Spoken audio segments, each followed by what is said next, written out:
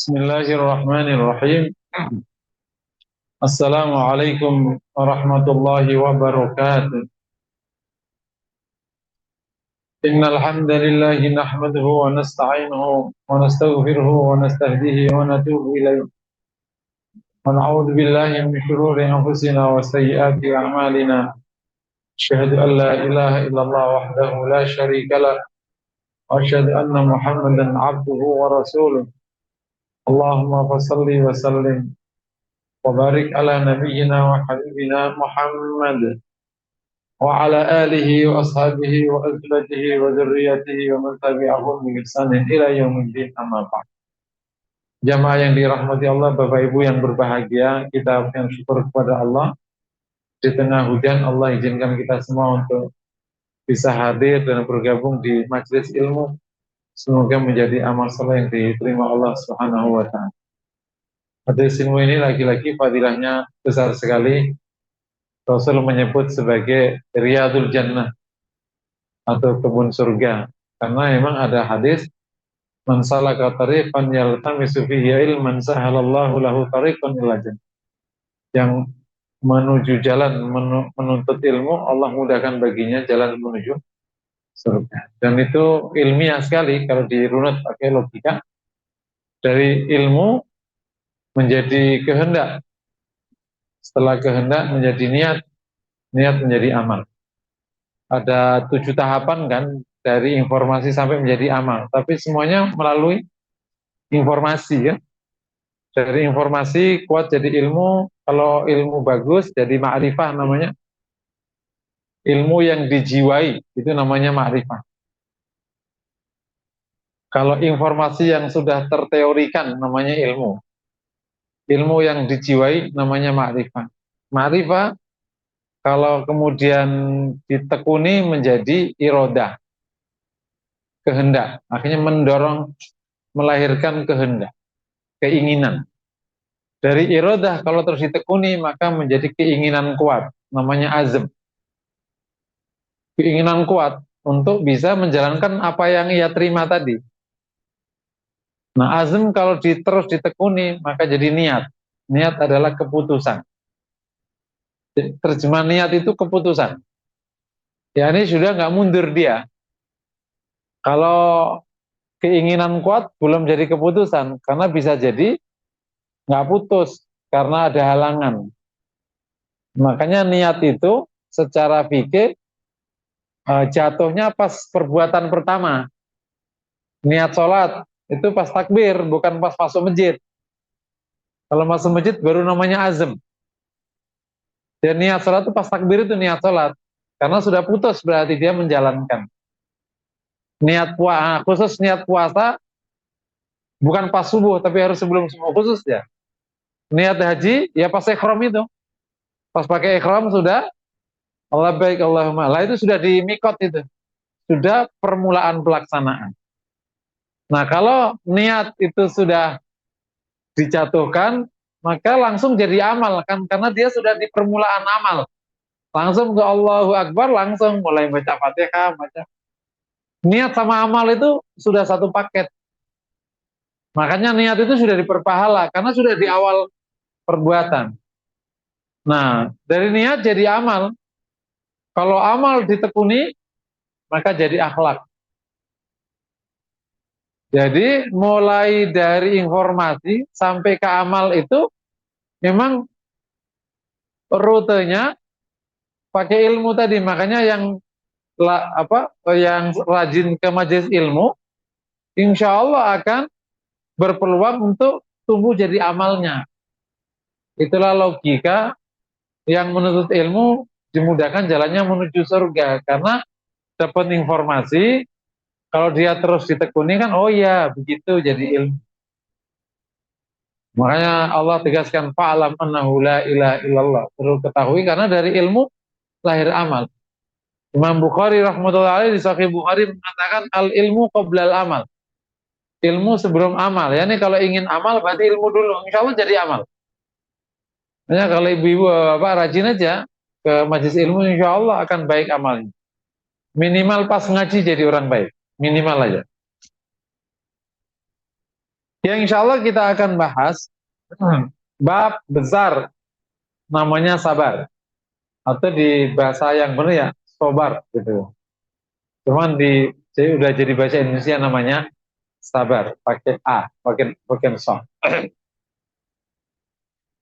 Nah, sabar ini atau sobar ini merupakan satu dari dua bagian agama.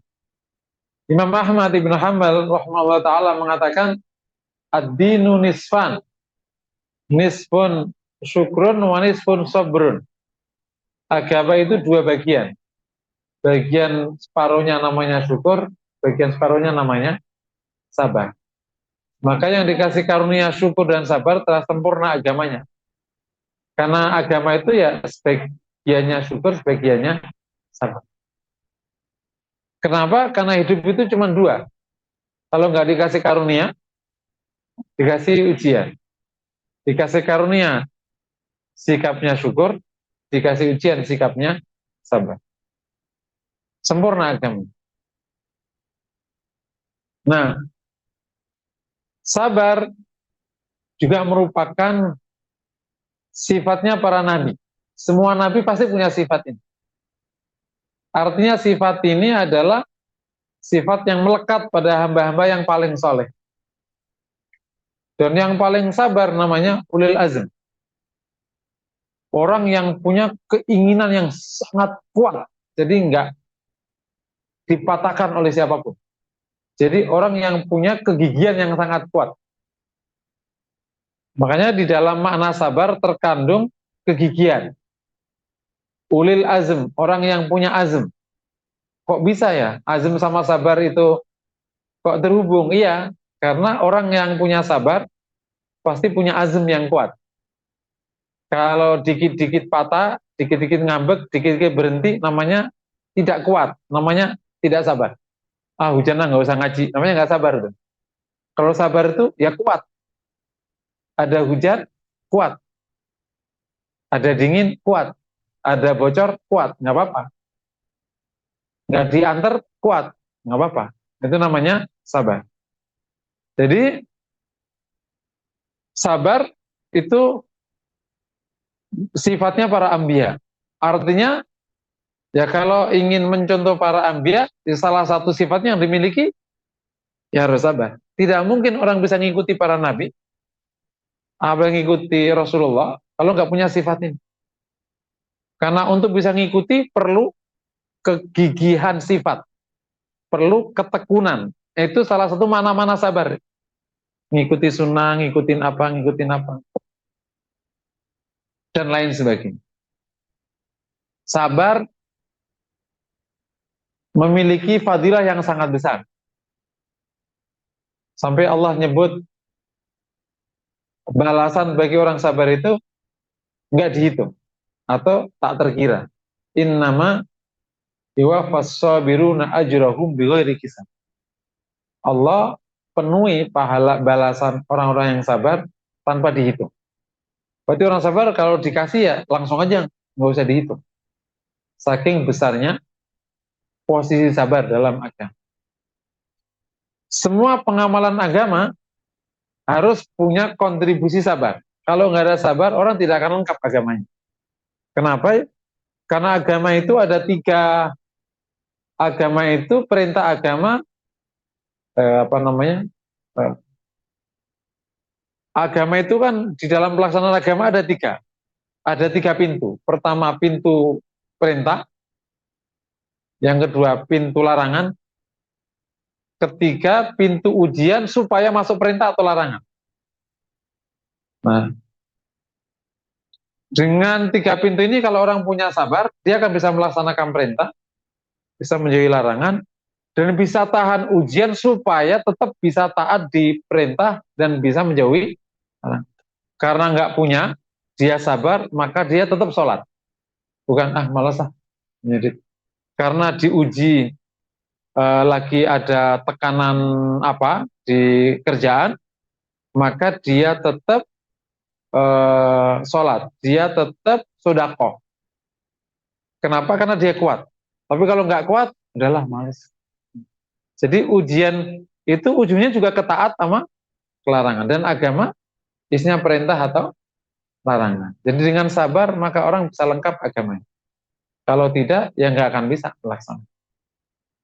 Dan tidak sedikit perintah agama yang memang butuh kekuatan mental, dakwah. Kalau dikit-dikit ngambek nggak jadi dakwah. Bikin masjid, diomongin sama tetanggamu, orang bikin masjid kayak orang nggak ada kerjaan aja. Terus sakit hati, ya nggak jadi. Makanya orang sabar itu sebenarnya, saya suka ngibaratin kayak jembatan yang dilewati truk, ya nggak kenapa-kenapa aja. Yuk omongin ya nggak kenapa-kenapa, kenapa? Emang nggak kenapa-kenapa di sini. Jadi kenapa kok dia kuat? Emang nggak kenapa-kenapa. Kalau kenapa namanya nggak kuat. Yeah. Ibu-ibu pernah nggak digunjing sama anaknya? Mama itu mah, sakit hati nggak? Enggak, karena yang gunjing anak kan. Nah orang sabar tuh kayak gitu. Digunjing sama tetangga, nggak kenapa-kenapa. Namanya juga bocah tetangga. Orang sabar tuh levelnya udah beda, urusannya dengan Allah Ta'ala. Udah gitu. Apalagi ditambah ikhlas, ditambah yang lain-lain. Emang nggak kenapa-kenapa. Ada suami ngamuk-ngamuk, nggak kenapa-kenapa. Ini kenapa, mah? Iya, iya. Kamu kok nggak? Ya nggak kenapa-kenapa, kena kuat.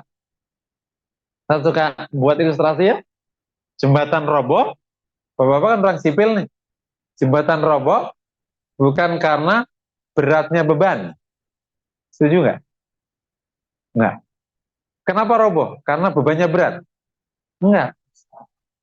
Jembatan roboh karena kemampuan jembatan di bawah beban yang lewat. Hmm. Jadi kalau ada jembatan kemampuannya 100 ton, yang lewat 90 ton, ambruk nggak? Enggak. Jembatan kemampuannya 1 ton, yang lewat 2 ton, ambruk nggak?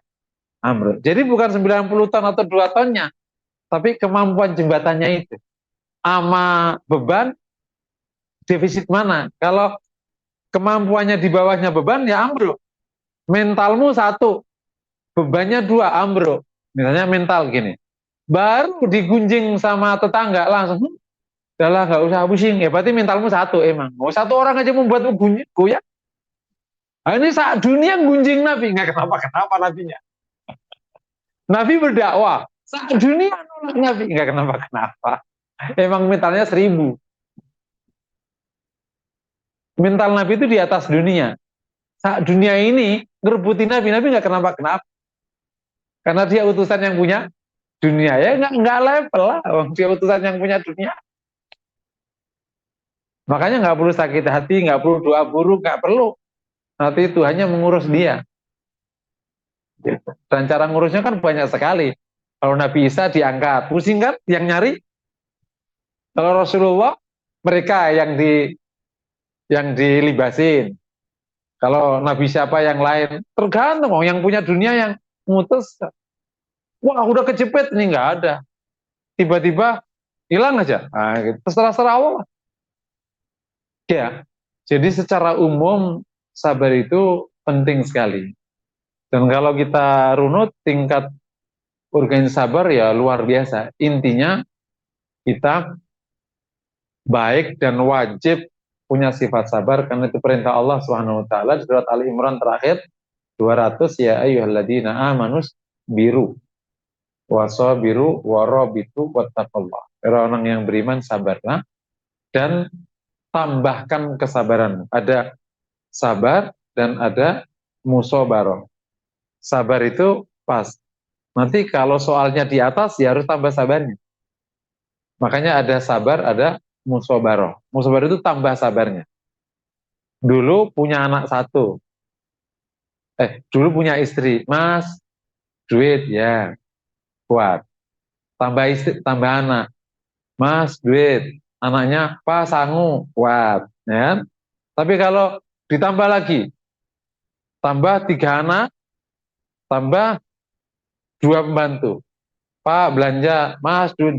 Pan, duit mulu bagi-bagi. Udah habis sabarnya namanya. Berarti sabarnya hanya cukup untuk 1 istri, 1 anak. Begitu tambah 3 anak, udah nggak sabar. Makanya kita perlu nambah sabar. Karena setiap hari Allah akan tambahi soal. Tambahin soal. Namanya Dulu bujangan, hidup sendiri, kuat. Terus tambah istri, kuat. Begitu mulai tambah tetangga masalahnya, ambruk sudah. Oh ya udah nggak bisa. Berarti ya segitu sabar. Jadi bukan sabar yang terbatas, kemampuanmu dalam bersabar yang terbatas. Sabarnya memang nggak terbatas. Jadi jembatan tuh kau mau bikin 1.000 ton kan bisa kan? Cuman engkau nggak punya bahan bikin 1.000 ton, jadi bikinnya cuma 2 ton. Nah itu aja. Karena nggak punya besi yang berapa, nggak punya semennya, adanya cuma bambu. Ya udah, engkau nggak punya sos untuk memaksimalkan sabarmu di hati ini. Karena nggak ngaji, nggak tilawah, nggak apa. Jadi ya sabarnya segitu-gitu aja. Gitu. Baru dibentak sama atasannya langsung ngeburuk. Dah, udahlah mati aja aku lah, nggak ada gunanya sih. Aku udah kerja bagus-bagus ternyata nggak diterima. Ya udahlah, mendingan mati aja. Ah, itu udah segitu doang aja, udah sabarnya segitu doang aja. Ya udah levelnya segitu.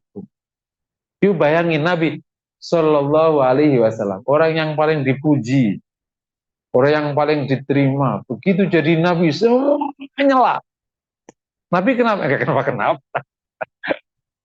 Sampai Zainab satu ketika melihat Nabi pulang dari Masjidil Haram awal-awal ya, tiba-tiba ada anak laki-laki bawa tanah dimasukkan ke kepala Nabi. Jadi ini debu semua nih. Masuk rumah Zainab nangis. Ya abata, lima ada fa'alu bika hakada. Hai ayahku, kenapa mereka melakukan engkau seperti ini? Kata Rasulullah, ana Rasulullah wa innahu lanasir. Saya utusan Allah, pasti yang menolongku. Tenang wae, tenang wae. Nabi enggak kenapa-kenapa. Kalau Nabi kenapa-kenapa langsung doain buruk tuh. Tapi Nabi kan enggak kenapa-kenapa. Jadi karena memang sudah kokoh sekali mental. Belum lagi yang lain-lain sifat Nabi Sallallahu Alaihi Wasallam. Ini ngomongnya gampang. Kita kadang dapat suara yang ribet 3 kali aja udah pusing. Kita dapat cemoohan 2 kali aja dah pusing. Kalau ibu yang suka main di media sosial dapat ginian 2 kali aja udah, kenapa nih ya orangnya keterlaluan, gue cecer nih ternyata. Ya secara bahasa ya, supaya nanti as-sabru maknanya adalah al-imsak, itu nahan. Sabar itu maknanya bertahan. Secara bahasa sabar juga maknanya perlahan. Jadi makanya sabar itu identik dengan bertahan atau perlahan secara bahasa. Makanya ada istilah jangan terburu-buru, sabar. Karena secara bahasa maknanya perlahan. Kutila sobiro, dia dibunuh secara sabar, yakni dibunuh secara perlahan. Bukan langsung der mati, enggak, perlahan. Dikit-dikit. Itu namanya kutila sobiro, dibunuh secara perlahan. Jadi orang sabar memang ada dimensi perlahannya. Tapi secara istilah banyak sekali. Apa namanya definisi yang menyebutkan makna sabar dan setiap definisi menyempurnakan yang lain. Jadi kalau Bapak Ibu berkesempatan buka buku di Madaris Salikin itu ada belasan definisi tentang salah sabar. Masing-masing ulama menyodorkan sesuai dengan sudut pandangnya. Begitu digabung yang lain jadilah konsep sabar yang sangat lengkap. Yang kalau diterjemahkan ke bahasa Indonesia, sabar itu adalah kemampuan bertahan agar bertindak benar. Nah, itu yang paling gampang. Kemampuan bertahan agar bertindak benar. Kemampuan bertahan, karena ada secara bahasa kan bertahannya itu. Makanya situasi sabar itu nahan dan bertahan. Tapi untuk apa bertahan itu? Bertindak benar, agar bertindak benar. Contoh, dimaki-maki suami, tetap bertahan, buat baik. Ya, nah, apa tadi? Maki-makimu apa tadi? Kamu, oh ya sudah, nanti aku perbaiki. Gampang ya, dicontohin di ceramah enak ya. Begitu dipraktekin, wah, gitu apa? Gitu. Dan seterusnya. Jadi bertahannya itu menghasilkan tindakan benar. Makanya kalau bertahan kok menghasilkan tindakan salah bukan sabar, namanya lemah. Paham ya? Contoh, orang dimaki-maki, terus tindakan benar dimaki-maki itu level. Dimaki-maki pertama itu maafkan, dimaki-maki kedua dilihat, dimaki-maki ketiga lihat. Kenapa dia maki-maki? Oh, ternyata orangnya sombong. Tegak. Maunya apa? Kalau maki-maki sampai 3 kali ada apa? Saya salah, saya minta maaf. Kalau kamu salah, minta maaf sekarang sama saya. Minta maaf sekarang. Karena ini ada kedoliman, harus diselesaikan. Paham ya kira-kira? Nah, di lapangan sabar identik dengan bertahan, titik. Tidak ada korelasi tindakan benar, makanya jadinya lemah. Contoh, kita sudah didolimi 5 kali. Terus kemudian, ayo lawan. Sabar. Bukan sabar, namanya lemah. Paham ya? Jadi makanya sabar kadang akhirnya menjadi salah karena definisinya yang keliru. Dulu, para sahabat, waktu belum ada tempat pindah ke Madinah, itu disuruh bertahan di Mekah. Disakiti bertahan. Kenapa nggak ngelawan? Karena tindakan benarnya bertahan, nggak ngelawan. Karena kalau ngelawan keliru. Kenapa keliru? Bisa dilibas. Karena jumlah sahabat cuma 89. Tindakan benernya ketika kita kalah dan tidak mampu lawan, itu diem. Itu persis di teori perang. Kalau Anda yakin kalah, baik aja. Ngelawan, namanya cari bunuh diri. Namanya itu kalau orang Jawa bilang namanya ulo nyari gebuk. Paham nggak itu? Ular nyari gebukan. Udah kamu kalah. Nggak punya apa-apa. Ada orang dolim, ya diem aja dulu, baik. Biar lewat dulu premannya. Jangan. Preman ngapain loh? Ya dicekek mati loh. Sabarnya bertahan, nggak ngapa-ngapain. Itu sabarnya para sahabat pada waktu awal perjuangan sampai tahun ke-13. Nggak boleh ngapa-ngapain. Sampai pada waktu tahun ke-6, sahabat itu datang ke Nabi, ya Rasulullah, bukankah kita dalam kebenaran? Iya. Kenapa kita nggak ngelawan? Nabi mengatakan, kalian terburu-buru. Karena kalau ngelawan, keliru. Nah, begitu ada kota Madinah, justru yang tidak pindah dosa, harus pindah. Loh, kemarin disuruh berdiam di Mekah, kok sekarang suruh pindah? Ya, sabar, tahan untuk meninggalkan kota Mekah dan meninggalkan hartanya dan meninggalkan pekerjaannya supaya agamanya benar di Madinah. Kalau kemarin bertahan, tidak melawan, meskipun disakiti, supaya agamanya bertahan. Karena kalau melawan, dia habis malahan. Bisa dipahami ya, kira-kira ya. Jadi sabar itu keluarannya tindakan benar. Kalau keluarannya tindakan salah, namanya lemah. Atau nanti keluarannya tidak sabar namanya. Saya berikan contoh lagi. Seorang pegawai ditekan-tekan sama atasannya. Dia bilang, Pak, mohon maaf, kayaknya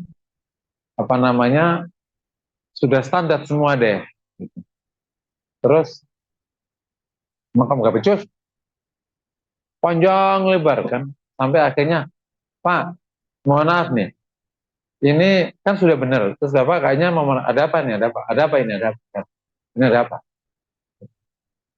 Bapak mau mecat saya atau mengapa? Emang aku mecat kamu? Dihitung.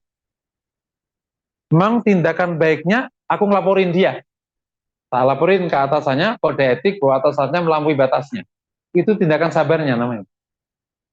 Karena tindakan benarnya melaporkan dia supaya berhenti kedolimannya. Paham ya?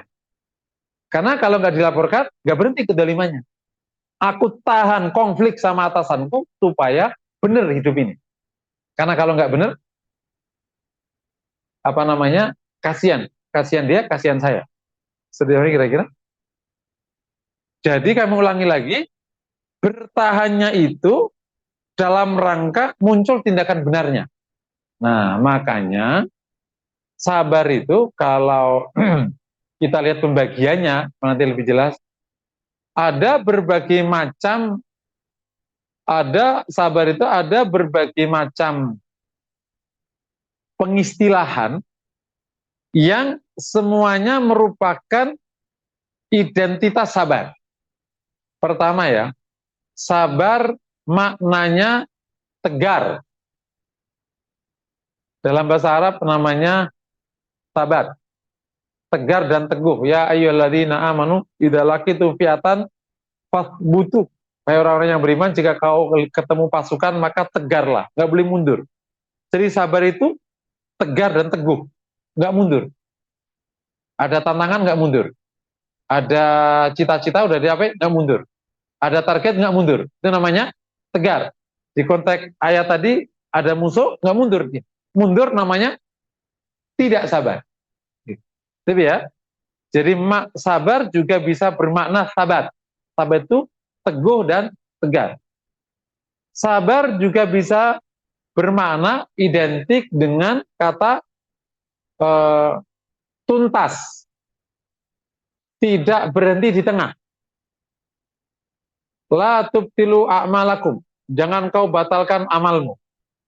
Contoh, orang kalau sholat, takbir Allahu Akbar, ternyata bocor, dan bocornya nggak berbahaya, ya dia harus kuat, harus bisa selesai sampai salam.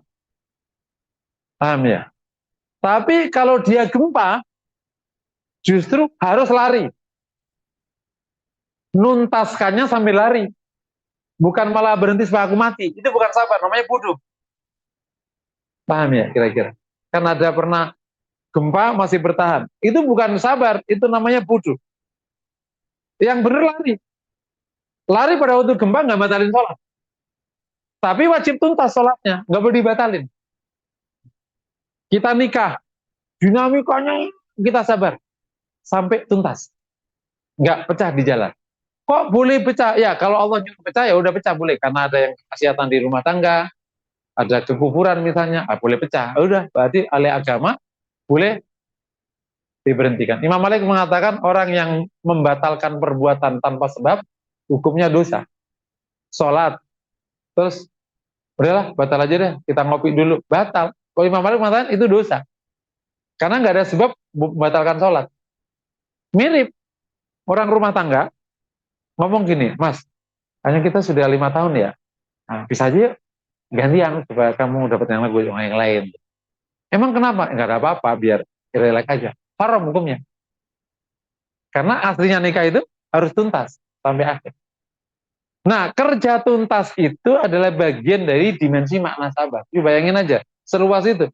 Jadi kalau ada orang kerja nyak, baru setahun berhenti, 2 tahun berhenti, namanya tidak sabar, yakni tidak tuntas. Kapan ya sampai tuntas? Gitu. Makanya dulu para ulama itu kan pamali ngaji yang nggak selesai.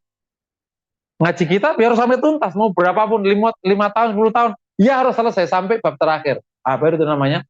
Tuntas. Jangan sampai kebiasaan kalau ngapa-ngapain nggak tuntas. Nata baju, belum selesai pindah ke nata pot. Belum selesai pindah ke nata nggak tuntas. Itu namanya nggak sabar. Sabar itu nata tuntas. Selesai. Nata tuntas. Nah kalau banyak berarti cepat harus. Karena tidak boleh tidak tuntas. Rasulullah SAW tuntas nggak kerjaannya? Ada yang nggak tuntas? Tuntas. Jadi terakhir perang Nabi itu perang Tabuk. Itu adalah kawasan Jazirah Arab terakhir yang berbatasan dengan Bizantium. Itu dilabrak Nabi sampai ke Tabuk. Ditungguin Nabi 20 hari. Ternyata Romawi nggak muncul. Dan Nabi bahkan sudah ingin masuk ke Bizantium. Tapi oleh Umar, ya Rasulullah, mereka pasukannya besar sekali. Sebaiknya kita pikirkan, kalau mereka nanti ingin masuk ke area kita, baru kita nanti lawan. Ternyata nggak masuk-masuk. Sampai kemudian Nabi menyiapkan pasukan, dan belum kesampaian dikirim, Nabi sudah wafat. Akhirnya dikirim zaman Abu Bakar radhiyallahu taala. Jadi tuntas tas. Sip ya. Dari dimensi mana sabar itu seluas itu. Jadi kalau ada kerja tidak tuntas, kalau di jalan namanya cak-cek, berarti dia tidak sabar. Nabi ada ungkapan yang sangat terkenal itu, meskipun riwayatnya itu dhaif, tapi satu sama yang lain insya Allah masih dianggap hasan di ghairihi.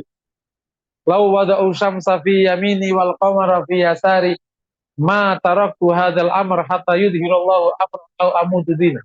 Seandainya mereka meletakkan matahari di tangan kananku dan bulan di tangan kiriku, ini awal-awal perjuangan. Nabi mengatakan nih, seandainya mereka meletakkan matahari di tangan bulan di tangan kiriku, sekali-kali saya tidak akan tinggalkan urusan ini, yakni dakwah, sampai Allah menangkan agamanya atau mati karenanya. Jadi harus sampai menang. Nabi menang nggak? Kalau nggak menang berarti mati. Jadi orang mukmin itu cuma dua pilihan. Kalau nggak menang, orangnya nggak ada pilihan kalah. Kita tidak pernah dikasih pilihan Nabi kalah, karena nabimu bukan orang kalah, nabimu pemenang. Mana nabi yang pernah kalah? Mana? Yang kayak gini karena nggak kaji. Nabi mah sabar dihina, sabar. Nah, nabi menang. Pernah nabi kalah nggak? Tapi menangnya indah nabi itu, nggak nyakiti, nggak menghina. Karena nabi sampai Allah menangkan apa mati. Jadi nabi hanya punya jalan menang. Jadi bid'ah terbesar hari ini itu kekalahan. Benar nggak ya? Karena kita ini kaum muslimin kan kalah nih, kalah di banyak hal. Itu bid'ah apa sunnah itu? Karena Nabi ngasih contoh menang. Berarti yang nggak dicontohin Nabi namanya bid'ah. Nah, bid'ah hari ini namanya kalah itu. Terasa nggak gitu? Bukan sekedar orang ibadah apa, itu bid'ah terbesar hari ini kalah. Karena Nabimu nggak ngasih contoh kalah. Nabimu menang semua halnya. Nabimu bukan pecundang, Nabimu pemberani. Suatu ketika ada suara gemuruh dari arah Tabuk, arah Nabi langsung mengejarnya dengan kuda tanpa pelana, bergantung pedang. Kata Nabi, ulah jangan takut. Ternyata suara laut. Kembali ya. Jadi sabar juga bermakna tuntas. Sabar juga bermakna tidak nelangsa, tidak merasa kalah. Tidak nelangsa, tidak merasa kalah. Allah menegaskan, wala tahinu wala tahzanu wa antumul a'lau. Jangan merasa hina, jangan sedih, engkau ini mulia. In kuntum ta'lamuna fa innahum ya'lamuna kama ta'lamun. Wa tarjuna minallahi ma la yarjun. Kalau kau merasa sakit, dia juga sakit. Dan kau mengharap Allah yang mereka tidak harapkan. Terkadang kita merasa, ya udahlah. Contoh gini, contoh. Yang contoh harian. Ada adik datang dari kampung ke kakaknya di Jakarta. Contoh. Kak, aku mau ngelamar kerja. Ya udah, kerja aja di sini. Di sini aja ntar lamar. Udah tulis aja kerjaan. Berapa? 10 deh. Nanti aku bantuin. Tak emailin. Sip. Sampai 10 nggak ditolak. Yaudah, lamar lagi. 10 lagi di emailin. Nggak satunya dijawab. Kata adiknya, udah ya kak ya. Aku pulang aja lah. Memang nasib. Udahlah. Kakak aja yang ini yang kerjaannya bagus. Aku udah biarin aja deh. Aku pulang aja deh. Ya udah ntar gimana? Ya mati-mati deh. Itu namanya lemah. Sabar gimana? Ngelamar terus sampai dapat. Tidak melemah. Para sahabat ketika melihat pasukan besar di perang Khandaq, bayangin coba. Orang munafik terbirit-birit. 10.000 depan, di belakangnya Yahudi. Kata orang munafik, woi rumahku bolong nih, bakal diserang dari belakang. Mukmin enggak. Enggak ada istilah melemah di mata orang mukmin. Kenapa? Wa tarjuna minallahi ma la yarjun. Kau mengharap Allah yang mereka tidak harap. Mukmin tidak boleh melemah, tapi menguat. Karena ia tidak bersandar kepada diri, ia bersandar kepada Allah. Makanya saya termasuk orang yang tidak setuju dengan konsep percaya diri. Percaya kepada Allah, nggak usah percaya kepada diri. Ngapain? Apa-apa percaya kepada Allah. Allah nanti bantu. Tapi kamu menguat. Mas, kalau di kerjaannya, Bapak sudah selesai ya, urusannya gitu dulu misalnya. Mas, ini tahun ini target naik 20%. Siap. Gimana? Insya Allah. Bisa nggak? Insya Allah bisa. Kok bisa? Ya Allah bantu. Ya Allah. Menguat namanya. Jadi nggak boleh. Udahlah Pak, jangan tinggi-tinggi targetnya mah. Kita mah perusahaan jelek, modal juga nggak banyak. Udahlah, udah. Nggak usah. Namanya juga nasib. Itu namanya tahinu tahzanu. Nggak boleh. Nabi Shallallahu Alaihi Wasallam waktu perang Uhud itu kan dahsyat sekali ya. Perang Uhud itu ronde pertama sampai duhur menang. Ronde kedua, babak bundas. Loh. Nabi masuk kubangan, dihujani, panah 70. Tapi mengenai Anas bin Nadir ya, karena Nabi dirungkepi sama Anas. Terus selesai. Nah, orang kafir ini sombong nih. Ingin membombardir pakai mental. Abu Sufyan di atas gunung, sementara kan Rasul di bawah nih. Di kemah, di atas gunung. Namanya menang kan? Hari ini hari pembalasan atas kekalahan kami di Perang Badar. Satu-satu. Terus Rasul nyuruh Umar menjawab. Hari ini Tuhanku Maha Agung. Tuhanmu tidak ada artinya. Kata Rasul, jawablah Umar. Nggak melemah, digituin. Itu namanya apa? Digertak namanya ya. Dijatuhin mentalnya. Udah kalah fisik, luka-luka dijatuhin mentalnya. Tuhanmu cemen, gitu kira-kira kalau bahasa sekarang gitu. Apa kata? Jawablah ya Umar. Apa yang jawab Umar kan? Tandingannya Abu Sufyan. Abu Sufyan sama Umar jaga Umar kemana-mana. Gak tandingannya Abu Sufyan. Rasul udah tahu yang nanti Umar yang jawabnya. Kalau kayak gini-gini, Umar kan nggak bisa ditekan kan, balik neken bahkan dia. Benar. Hari ini adalah diakui, hari ini di ronde ini kau menang. Tapi yang mati di antara kami masuk surga, yang mati kan neraka. Jatuh mental. Mereka dia bisa jawab, nggak bisa jawab. Tuhanku lebih agung dan lebih mulia, dan Tuhanmu nggak ada artinya. Mudah, nggak bisa jawab Abu Sufyan. Pulang. Dan menarik itu pada waktu ini pun udah kaku ya, tapi nggak melemah mentalnya. Yang jadi masalah kan kalah, melemah mentalnya. Itu namanya nggak sabar itu. Sabar itu menguat mentalnya. Jadi sampai pada waktu akhirnya orang-orang Quraisy ini pulang, kan akhirnya Rasul Jumat sore pulang ke Madinah ya. Kira-kira, yuk bayangin, ini terluka, ada yang terpotong, ada, Masya Allah kan perang Uhud itu. Nabi pagi hari gimana ngomongnya pagi hari? Siapa yang kemarin bersamaku di Uhud, sekarang kita kejar mereka ke Badar. Padahal datang tuh tengah malam, subuh udah ketemu Nabi, ngejar mereka. Ada yang, oh, Rasul ya Allah sakit ya Rasul, ada yang ngomong kayak gitu nggak? Rasul ngeluh nggak? Makanya momen itu nggak boleh ngeluh. Di sini letaknya. Begitu ngeluh, kok melemah. Begitu ngeluh, kok melemah. Sakit kepala ya, gitu. Melemah kau. Nggak ada istilah sakit. Nggak boleh ngeluh. Momen itu nggak boleh ngeluh.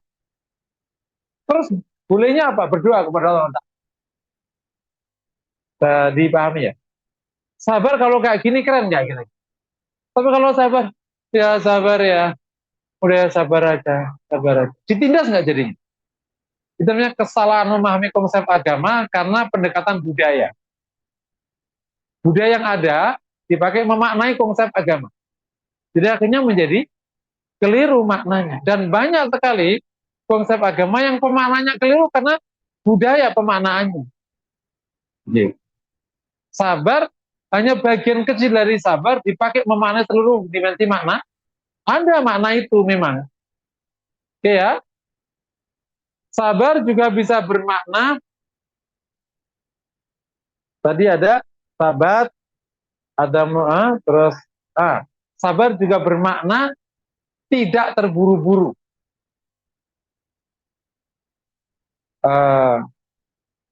Wala tastajil. Tadi kan ada secara bahasa kan sabar maknanya perlahan. Jadi sabar maknanya mengerjakan sesuatu dengan waktu yang standar. Kalau kurang dari waktunya namanya terburu-buru. Lebih dari waktu namanya lelet. Ya.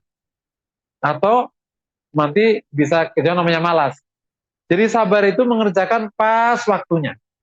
Misalnya standar ngerjain laporan keuangan sehari. Udah coba 2 jam, namanya terburu-buru. Nggak bisa, tahan. Aku kerjain biar bener.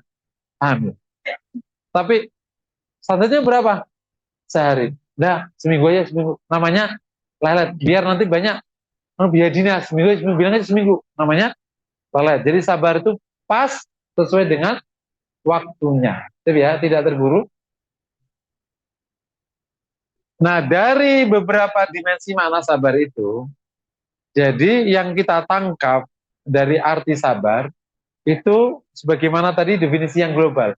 Ada ketangguhan mental, ada ketahanan, ada ada eh, ada kekuatan untuk sesuai dengan waktu, tidak tidak mempercepat waktu, tidak memaksa waktu, tapi juga ada keberanian, ketegaran, keteguhan.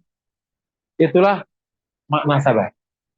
Yang tidak begitu namanya tidak sabar, apapun nanti jenisnya. Bisa lemah, bisa buru-buru, bisa tidak tuntas, bisa tidak standar. Itu semua adalah anti kata sabar. Sudah insya Allah ya. Sampai poin ini kita menyelesaikan masalah pemahaman dulu. Sudah dipahami ya makna sabarnya? Ada pertanyaan? Dengan penjelasan tadi udah berubah ya pemahaman sabar ya. Sabar bukanlah yang namanya lemah, bodoh, gampang ditindas, gampang ditipu. Bukan. Itu bukan sabar, itu namanya bodoh dan lemah. Ada orang beli sayuran. Ada orang beli jam tangan. Berapa nih bang? 2 juta. Wah lama. Lo kalau nggak punya duit nggak usah nawar. Ya udah deh. Itu sabar apa bodoh namanya? Bodoh, lemah. Kan banyak itu sih. Kalau orang jualan lahan, si biong-biong itu belagu lebih galak daripada yang beli. Bang, ini si lahannya mana sertifikat? Tenang aja ada. Kasih sertifikat. Sorry bang, ini sertifikatnya, kayaknya kok kertasnya nggak sorry. Lo kan gak punya duit, gak usah nawar, belagu lo. Bang, gue mau bener nih. Gitu. Jadi tidak melemah. Kenapa? Dia dolim. Wong nawar kok dibentak. Paham ya kira-kira ya? Jadi benar-benar sabar itu dahsyat sekali. Tapi ada nggak dimensi sabar yang bertahan? Ada yang tadi bertahan, bertahan, tidak ngomong, tidak membalas. Kapan dilakukan? Ketika memang tindakan benarnya emang kayak gitu. Contoh ketika Nabi di awal perjuangan. Contoh nih, bapak-bapak bangun masjid nih. Ini orang gunjing, ya udah diem aja, diem aja. Karena kalau kita nggak jadi masjid nanti malahan. Ini gunjing, ini apa? Pak, bikin masjid, bikin bersih kaca. Sorry bang, apa bang. Pokoknya ntar gue tata deh. Awas ya, tenang wae. Awal-awal sampai udah jadi semua. Sini, bareng. Sini, ke masjid. Yang kemarin bentak saya siapa? Udah jadi, setelahnya. Udah jadi. Paham ya? Udah pengurus, udah legal, udah ada urusan, udah tanda tangan warga semua. Siap kan? Ini masjid legal. Awas ya kalau kalian macam-macam. Paham? Nah, itu sabar yang kedua. Kayak gitu. Udah legal. Kalau tadi, ya bang, tenang we. Karena kita belum legal. Paham nggak kira-kira? Itulah permainan sabar. Dasnya. Jadi orang muslim itu cerdas, bukan bodoh. Terkadang kita memahami agama karena nggak pas, dengan beragama jadi tampak bodoh. Kayak orang jujur ternyata blow on. Contoh, udah ketahuan kita ditipu, diam aja. Nggak bisa, nggak boleh. Sebagai muslim itu tidak boleh mendolimi, juga tidak boleh didolimi. Tidak boleh menggelincirkan, juga tidak boleh digelincirkan. Tidak boleh bertindak bodoh, juga tidak boleh dibodohi. Dari mana? Doa Nabi, Allahumma inni a'udzubika min an adlima a'udlama alaih, wa an azilla au uzalla alaih, wa an ajhala au ujhala alaih. Ya Allah, saya berlindung kepadamu dari mendolimi atau didolimi, menggelincirkan atau digelincirkan, berbuat bodoh atau dibodohi.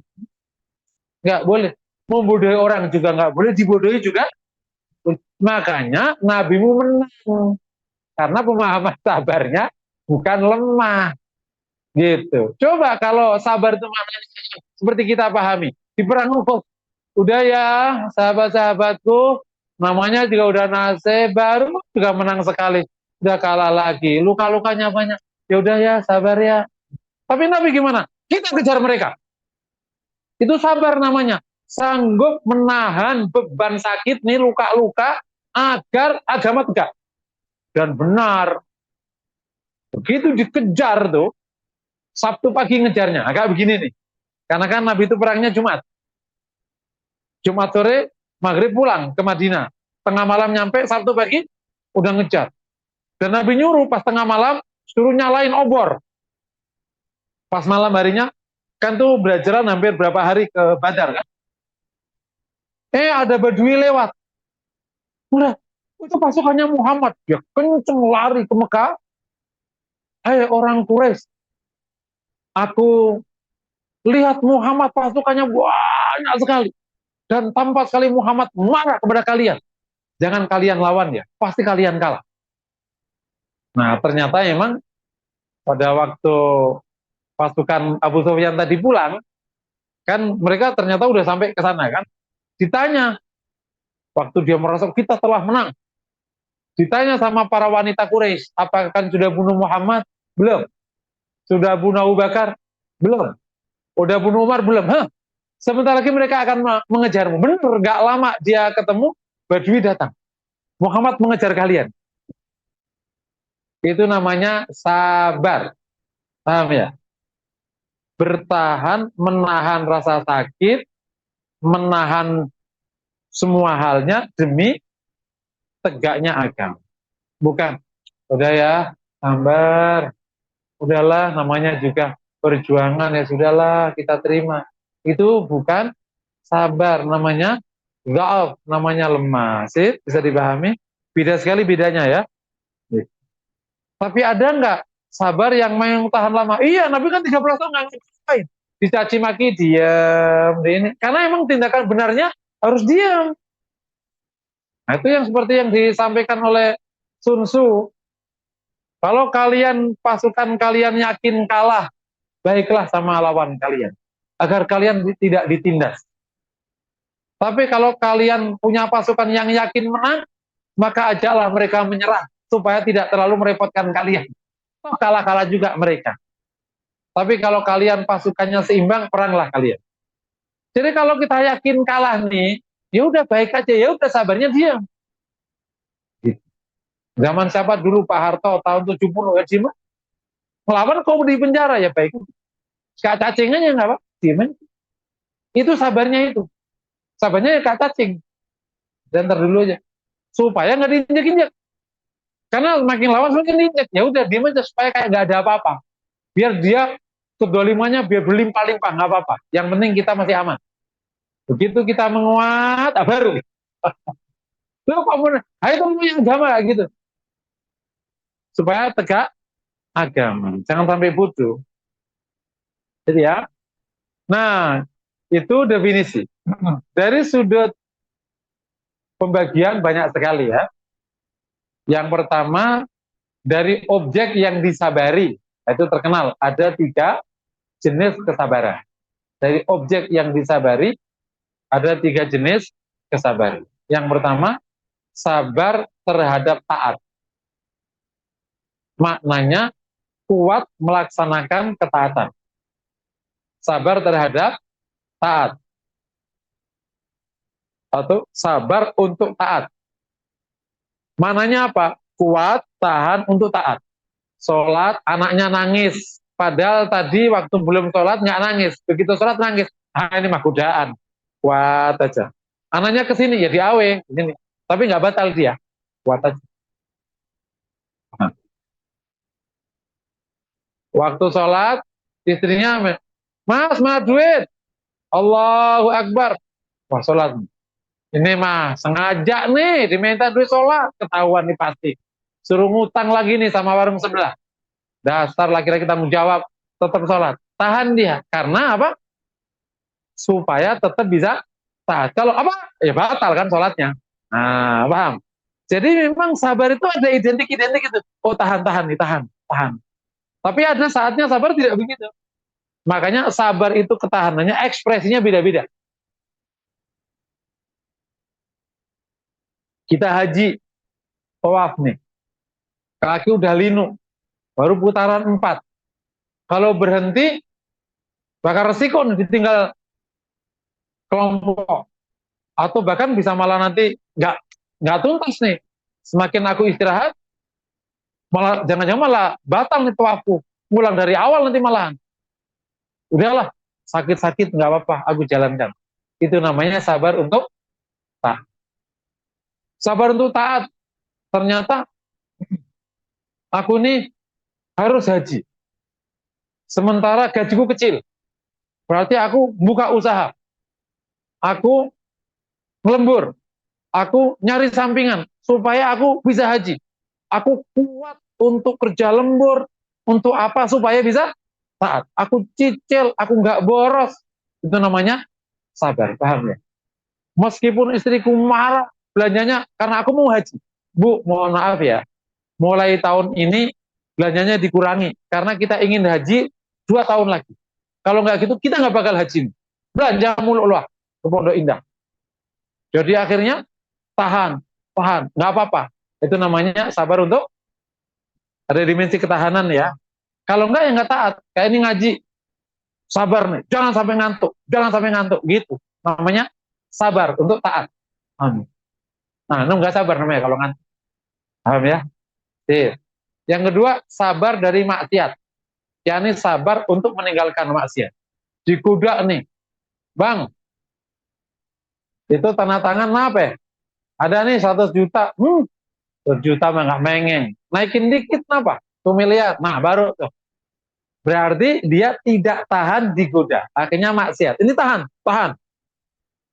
Nah, contoh sabar dari maksiat yang paling top itu sabarnya Nabi Yusuf terhadap Zulaikha. Oh, itu dasar.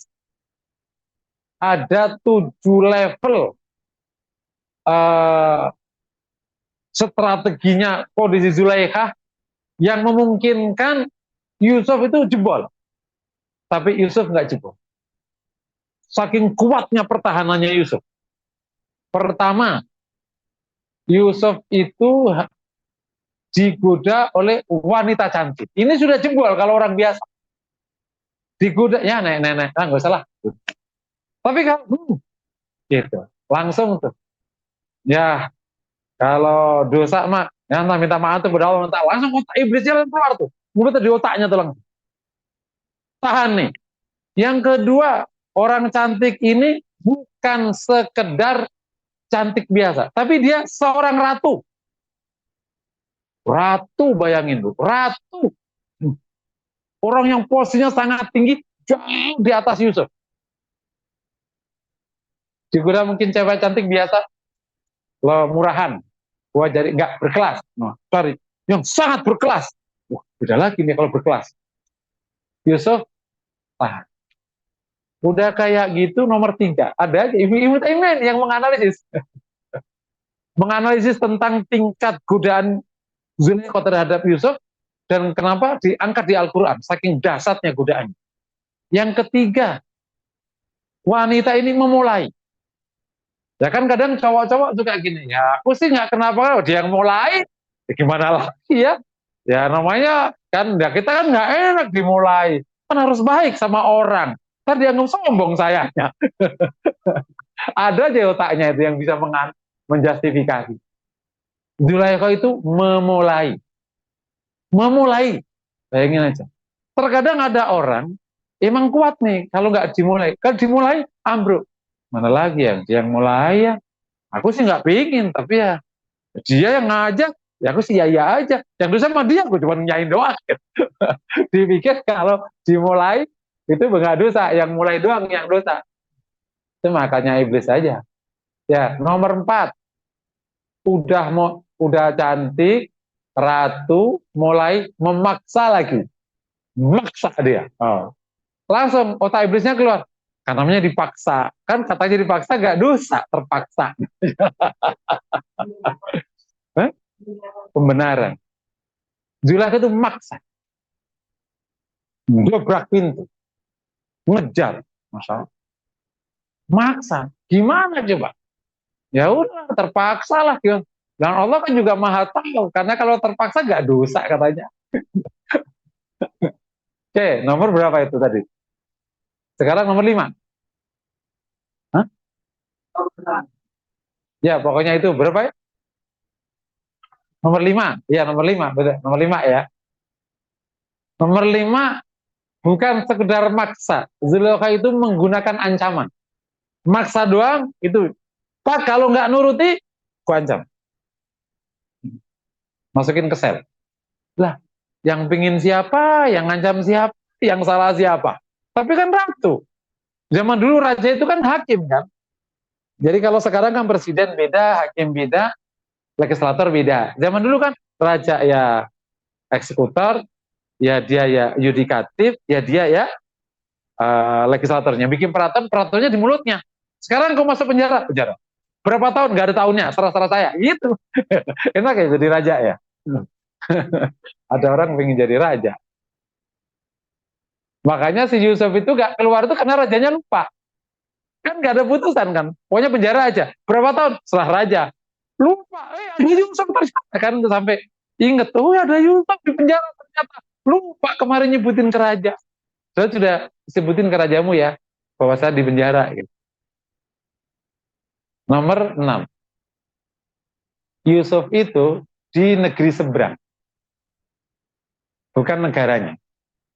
Orang itu cenderung longgar etikanya kalau di luar daerah yang ditinggal. Maka ibu-ibu, bapak-bapak nih di sini mungkin nggak berani makan depan jalan. Coba kalau main ke Tangerang nggak kenal, barangan kan? Orang itu cenderung longgar di luar daerah yang ditinggali. Kalau ditinggali kan jaim-jaim, oh ya nggak enak nih kata tetangga. Nah, ya. Makanya kalau dia di daerah yang nggak dikenal, dia longgar biasanya. Ini nggak ada yang kenal gitu.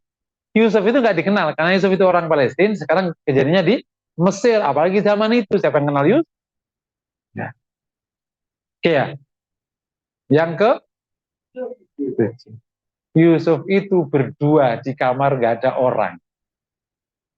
Udah di luar daerahnya, di kamar berdua gak ada orang. Semakin gak tahu. Nomor 8. Nah, Yusuf itu hamba sahaya. Kan saat itu statusnya hamba sahaya, dibeli kan. Dan etika hamba sahaya itu rendah. Namanya juga budak, ngapain juga alim-alim. Statusnya waktu itu kan budak dia. Dipaksa dibudakin gitu istilahnya. Setelah tahu, oh ternyata bukan budak, ternyata anak seorang nabi. Keterlaluan yang pedagangnya itu. Ya. Kenapa ya Yusuf itu dijual coba? Kan ditemukan oleh pedagang dari sumur kan, terus dibawa ke sumur. Kenapa nggak dijadiin anak? Karena yang menemukan pedagang. Apa aja? Nah, makanya hati-hati dengan pedagang. Apa aja dijual. Kalau yang menemukan ustadz jadiin murid pasti. Itu guyonannya kan gitu. Kenapa Yusuf dijual? Ya karena pedagang. Kalau bukan pedagang jadiin anak. Ini barang bagus nih gitu. Kan biasa, kalau Anda punya rumah bagus sama rumah jelek, yang rumah bagus kau jual berarti kau pedagang. Kalau rumah kau tinggal yang jelek kau jual berarti kau bukan pedagang.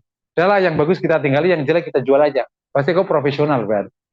Kalau pedagang justru yang dia jelek, yang dijual yang bagus-bagus. Anaknya suruh makannya jelek-jelek. Mana nih kue yang bagus? Ini nih. No ya. Yang bagus kita jual, yang jelek untuk kau. Itu pasti bapaknya pedagang. Hati-hati dengan pedagang. Yang bagus-bagus dijual, yang jelek dikasih ke anaknya. Nah, gitu. Yang jelek-jelek dikasihkan bangsa lain, bagus-bagus dikasihkan bangsa lain. Maksudnya ke pedagang, standar itu di mana-mana.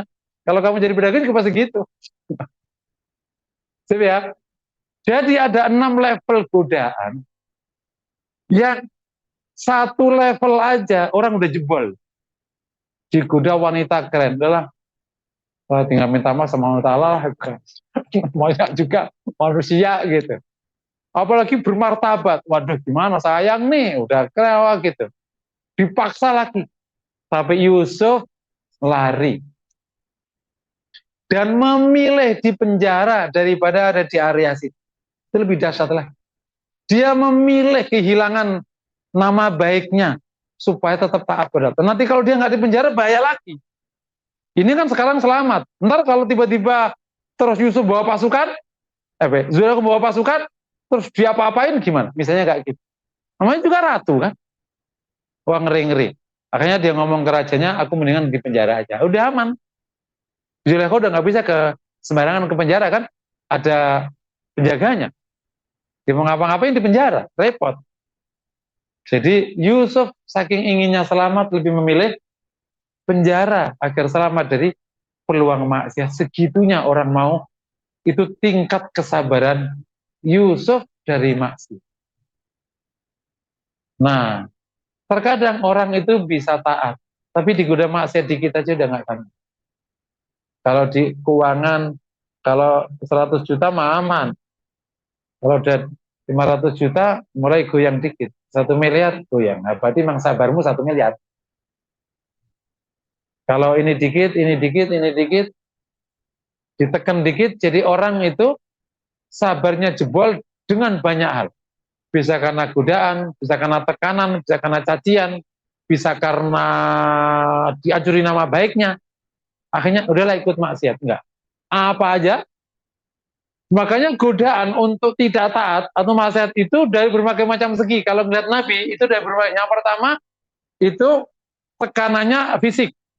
Contohnya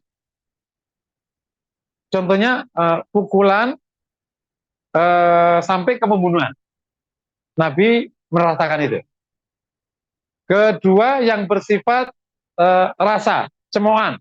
Cemoohan, caci maki. Nabi disebut tukang sihir, orang gila, macam-macam lah.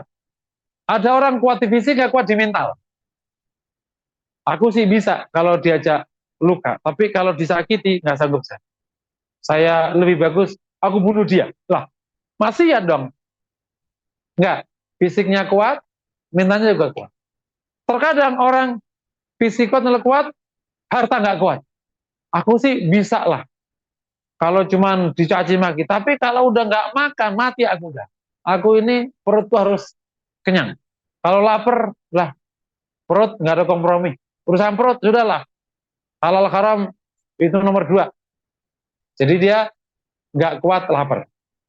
Udah fisik kuat, ini kuat, keuangan kuat. Nah kuat nih, geser ke anaknya. Diriku mah kuat, tapi kalau anakku gimana lagi? Nah, jadi ada beberapa case penyimpangan maksiat lewat anaknya. Aku kemarin ketemu pelakunya, yang sudah taubat pelakunya. Dulu pelaku di perusahaan besar, aku tak ceritain gimana tentang bagaimana. Saat saya pelakunya dulu. Tak ini nggak bisa, tak ini nggak bisa, aku tahu. Anaknya punya pacar, aku deketin pacarnya, aku kasih mobil. Jebol tuh saat, pintar juga kau melakukannya. Dulu saat gitu. Jadi anaknya nggak kuat. Bisa aja ini kuat, anak kuat, istrinya. Kalau istriku udah nangis, udahlah itu bab yang lain. Hati-hati ya, istri jangan nangis ya, karena tangisan istri bisa menggoda. Jebol. Terkadang anak kuat, istri kuat, keluarga besar. Ayahnya, ibunya, wah kalau bapakku udah nggak kuat, udahlah. Jadi kan ada beberapa case, memang yang disasar bapak ibunya. Kenapa orang ini lemahnya di bapak ibunya? Sebab kita kan punya kelemahan kan, bisa fisiknya, bisa ininya, bisa nama baiknya, bisa ini. Oh, ini kalau bapak ibunya disasar, jebrol dia. Gitu. Dan lain sebagainya. Jadi si ujian itu ya melebar kemana-mana itu. Ya sabar untuk taat, kedua sabar dari maksiat, ketiga sabar atas ujian. Ujian di sini maknanya adalah ujian kesulitan. Kalau ujian kemudahan itu babnya syukur. Nah sulit ini kalau Allah sebutkan di Quran ada beberapa jenis. Walana buluwanakum bisyai minal khawf wal ju' wa naqsimil amwali wal anfusi was thamarat wa basyiris sabirin. Sedikit dari rasa takut, ujian rasa takut, berarti ada ancaman. Oh, baju lapar, berarti ujian ekonomi. Ada ujian keamanan, ada ujian ekonomi. Karena kesimul amwali wa sifat samarat, berarti keluarga, harta di luar yang dikurangi hartanya. Dan semua jenis ujian yang menimpa para nabi mungkin menimpa ke umatnya. Dan biasanya umatnya diuji sejenis dengan yang diujikan ke nabinya. Dan nabi kita diujinya lengkap. Semua yang pernah diujikan Allah kepada nabi sebelum Rasul diujikan ke Nabi Sallallahu Alaihi Wasallam. Semuanya telah. Makanya nabi paling utama karena semua ujian nabi sebelumnya diterima Nabi Sallallahu Alaihi Wasallam. Sebutin. Berhadapan kekuasaan besar, Nabi berhadapan dengan kekuasaan besar. Berhadapan dengan ancaman pembunuhan, Nabi berhadapan dengan ancaman pembunuhan. Berhadapan dengan maki-makian, Nabi berhadapan dengan makian. Keluarga semuanya Nabi menimpa. Dan Nabi melewati dengan kata Nabi, inna idhamal jaza ma idhamil bala. Fa'adhamukum bala'an al-anbiya thummal amsalu fal amsal. Sungguhnya besarnya balasan itu sejenis dengan besarnya ujian. Dan yang paling besar ujiannya para nabi, kemudian sejenisnya, sebawahnya. Maka semakin besar ujiannya, semakin menandakan tinggi derajatnya. Tapi semakin gak ada ujiannya, berarti semakin tidak siapa-siapaan kau. Hidup kok lapang aja, kayak karpet merah. Ya udah emang, berarti kamu bocah. Ngerti nggak? Waktu TK kita diapain sama orang tua kita? Tadi itu kasih duit, kalau orang SD tambah gede, tambah gede. Nah, kamu udah gede, kamu sekarang ikut bantu bapak, kasih beban. Nah, sekarang kamu udah gede, bapak ada masalah dengan mitra yang akan mengancam perusahaan. Kamu hadapin sekarang, karena udah gede. Kalau waktu kecil, jangan. Kamu nanti diapa-apain. Justru nggak boleh. Jadi kalau kita nggak dicuri Allah, jangan-jangan kita emang masih bocah. Masih bocah. Karena semua orang mulia diuji loh. Ada nggak yang tidak diuji hal berat? Memang ada beberapa contoh orang-orang mulia yang Allah limpahi, tapi juga diuji dalam bentuk yang berbeda. Nabi Sulaiman dikasih kerajaan-kerajaan yang harus ditaklukkan. Itu apa? Nabi Daud apalagi? Ketemu Goliat ya. Gitu. Tidak ada yang nggak ada ujiannya. Nah, boleh nggak kita minta ujian? Nggak boleh. Kata Nabi, la tataman liqa aladu. Jangan sekali kau bermimpi ingin ketemu musuh. Faidah lakitum fasbir. Kalau kau bertemu maka sabarlah, kejarlah. Jadi jangan ya Allah ujilah saya, nggak boleh. Supaya aku naik derajatku, nggak boleh. Tapi sekiranya Allah uji, ya itu udah urusan Allah Subhanahu wa taala. Kita ingin selama hidup kita baik, nggak ada aral, nggak ada ujian, aman, tentram, semoga Allah mudahkan. Tapi kalau katanya Allah uji, ya udah kita lewat ya. Kata Nabi Wasallallahu assalamu alafiyah. Mintalah keselamatan dan kesehatan. Kita ingin hidup kita lancar, damai, tentram, karpet merah. Boleh kita minta kepada Allah. Tapi kalau Allah kasih yang lain, ya kita tidak ngeluh, tidak keluar, apalagi sampai maksiat. Ya, kita udah selesaiin pengantar sabar, definisi sabar, dan sekarang objek yang wajib disabari. Sebelum kita lanjut, kalau ada pertanyaan, silakan. Apa hubungannya sama tawakal? Iya, semua sifat baik itu berhubung dengan sifat baik yang lain. Kayak loop gitu. Di dalam implementasi sabar, ya ada dimensi tawakalnya. Supaya kuat, tawakalkan kepada Allah. Dan karena mentawakalkan kepada Allah, semoga kuat. Gimana urusannya? Tenang, udah saya serahkan kepada Allah, udah tenang aja. Akan jadi sabar. Oh gitu ya? Serahkan kepada Allah. Loh, bapakmu nggak ngikut? Udah sama Allah aja. Akan sabar jadinya. Sip ya. Yang kedua, ukuran tindakan benar. Ini gimana? Ilmu. Jadi memang kita harus cukup ilmu. Di case ini tindakan benarnya apa? Nah, itu yang menjelaskan. Kalau Nabi karena dipandu sama wahyu kan jadi benar ya. Pada waktu 13 tahun di Mekah, ya udah dia itu sabarnya. Tapi begitu sudah ada Medina, langsung turun wahyu. Tidak boleh ada satupun, bahkan yang lemah, itu tidak boleh, wajib pindah dengan segala kesulitannya, harus pindah semua, harus kuat meninggalkan hartanya, kuat meninggalkan keluarganya, karena ada yang nggak kuat kan, ada keluarganya di sini, di sini, kuat harus pergi. Nah, kalau Nabi dipandu sama wahyu, nah kita gimana? Ya kita ikut panduan Nabi. Nanti case-case-nya bisa istihad memang, ya bisa aja keliru. Contoh gini, kalau ada ketemu, ketemu, contoh yang paling gampang nih ya, orang kalau nagih utang kepada orang yang nggak punya, kita wajib apa? Wajib sabar kan? Sabarnya adalah nunggu.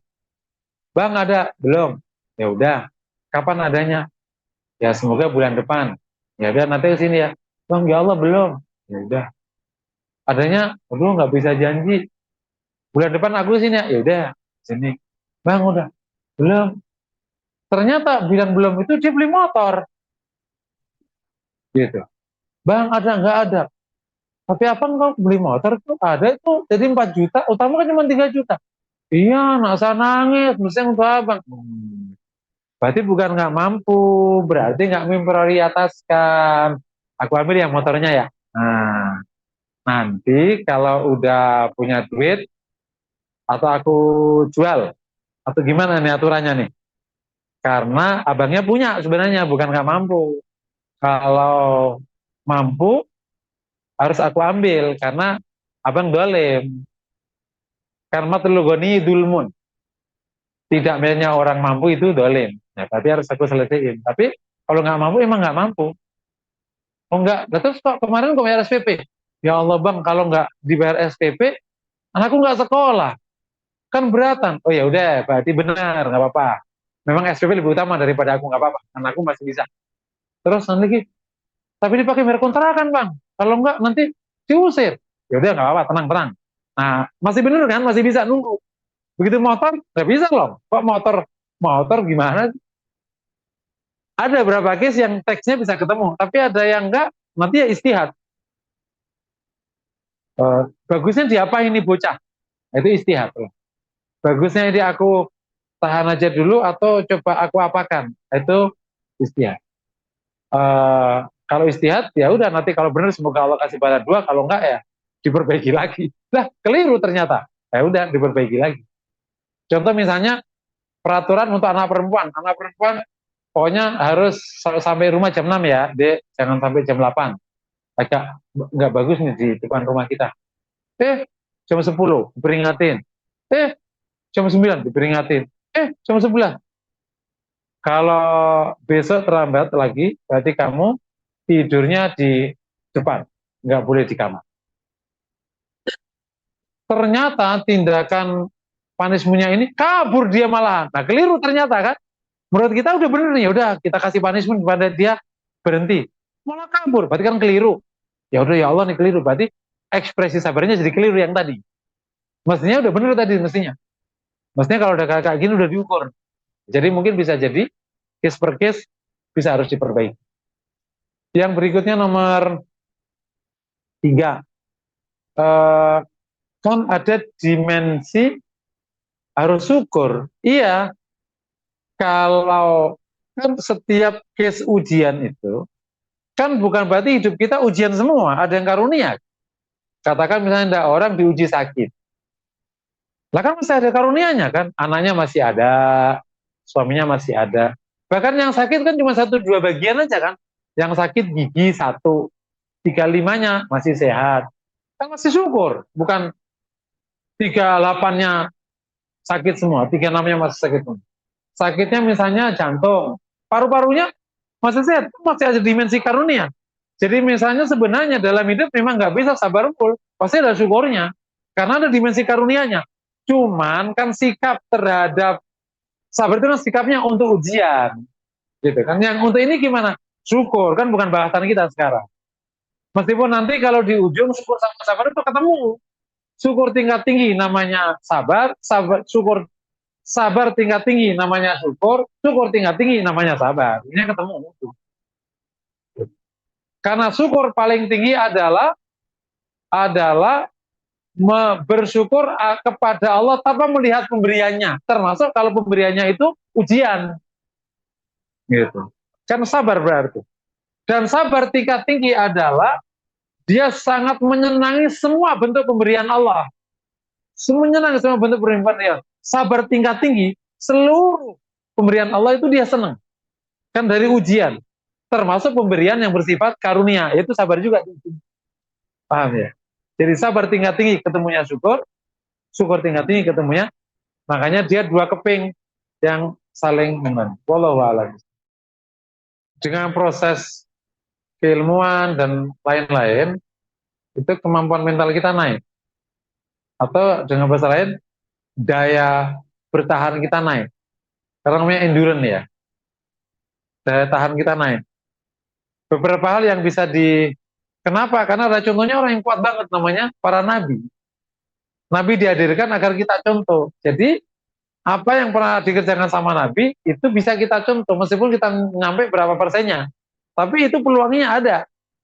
Karena yang pernah dikerjakan nabi itu bisa dikerjakan oleh umatnya. Oh, nabi sekuat kayak gitu berarti bisa. Nah caranya kalau untuk kita orang biasa nih awam, kalau nabi malah dicetak. Enak ya nabi ya. Emang dicetak untuk sekuat itu, seini itu juga nabi. Pilihan dari pilihan dari pilihan. Kita pertama pakai zikir banyak. Jadi ngibaratin zikir itu kan kayak air ya. Untuk kita hati itu kayak tanah. Nah supaya kita itu lentur. Kan kekuatan terbaik itu yang lentur. Sekarang dipakai. Bemper sekarang nggak pakai besi, baja. Tapi pakai yang lentur. Nah, lama-lama nanti bempernya itu karet lama-lama itu nanti. Kekuatan terkuat itu yang lentur. Contohnya apa? Rahim. Rahim Allah sebut sebagai kororim makin, tempat yang sangat-sangat kuat. Padahal lentur. Jadi yang paling lentur ada yang paling kuat. Yang paling kuat ada yang paling lentur. Bukan yang semakin kerat itu enggak. Yang paling lentur dia yang paling kuat. Jadi kalau kita zikir kan lembut, lentur. Jadi enggak kenapa-kenapa. Ngayun aja gitu. Ya gitu. Tapi ya tahan. Dan kalau kita zikir banyak, berarti kan kita lentur nih di hatinya, lembut. Maka nanti kalau ada tusukan, nggak terasa.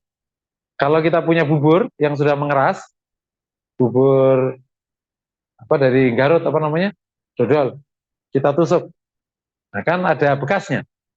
Tapi kalau masih cair pada waktu di wajannya itu kita tusuk, nggak ada bekasnya. Nah kenapa kita sakitan hati? Ya karena dia keras. Kalau lembut, ya kenapa-kenapa. Kenapa-kenapa. Emang bagi yang sabar itu emang nggak ada rasanya.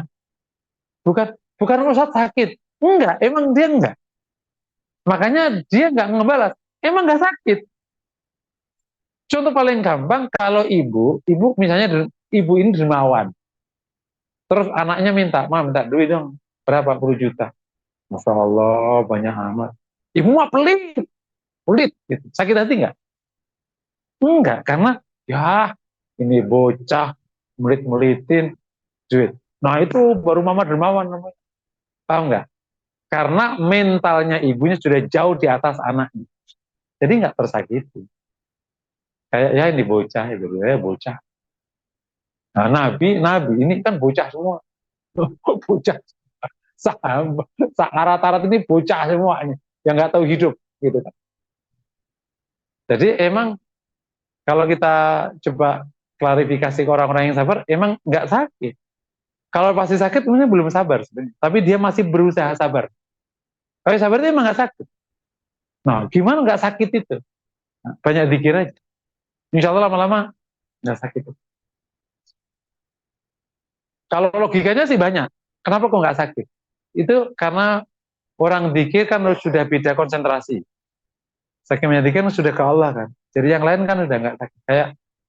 Kayak bapak bawa motor terbuka nggak pakai helm, tapi fokus ngejar eh, handphone yang dicuri tadi. Ini kan sakit, gitu. Kerasa nggak? Nah, karena udah fokus ke sana. Sebenarnya banyak yang menyebut, kok bisa nggak kerasa? Kenapa? Saking fokusnya, saking apanya, saking dia sudah damainya dengan zikir, jadi nggak kerasa. Nggak kenapa-kenapa, padahal begitu dia nggak ngejar, ya Allah ternyata sakit semua ya Allah. Yang ketiga, ini pertama tadi ya, banyak zikir ya. Yang kedua, baca sejarah atau kisah orang-orang yang sabar, para nabi dan para doa. Ini kisah ini storytelling kalau di training kan, itu juga cepat tuh. Jangan baca ini novel-novel picisan itu, ya kau semakin sakitan hati. Dikit-dikit bunuh diri, dikit-dikit ayah ikut jadinya akhirnya. Engkau akan menjadi seperti bacaan, dan engkau juga akan menjadi seperti tontonan. Makanya hati-hati dengan bacaan, hati-hati dengan bahkan engkau seperti nyanyian.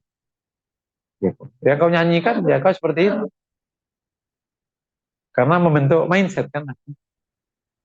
Yang ketiga, bisa sebenarnya menjadikan ini, si hidup ini sebagai soal.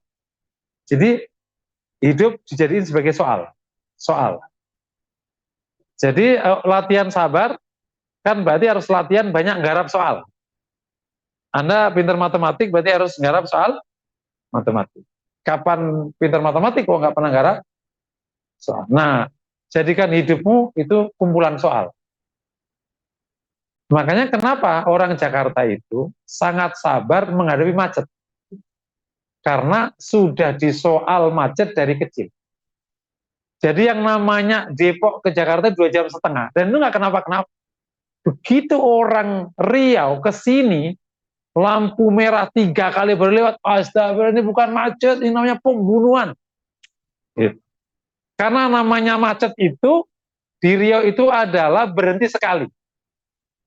Macet. Yang lancar gimana? Tidak pernah berhenti. Karena memang nggak ada kendaraan. Jadi saya tuh pernah jodoh temannya saya datang ke sini, padahal menurut saya, wah ini lancar karena ketemu hijau sekali doang, apa ketemu lempar sekali. Macet ini Ustadz. Lancar gimana? Ya nggak pernah berhenti kita, nggak pernah ngerem. Itu namanya lancar. Nah kita karena dari muda sudah, wah, lancar. Maka sopir-sopir Jakarta juga lebih sabar menghadapi kendaraan bermotor karena udah biasa aja lah, keserempet juga biasa ada. Dia lebih tegar menghadapi lecetnya mobil. Nah, tapi kalau orang orang kampung, lecet dikit bisa nggak tidur tuh.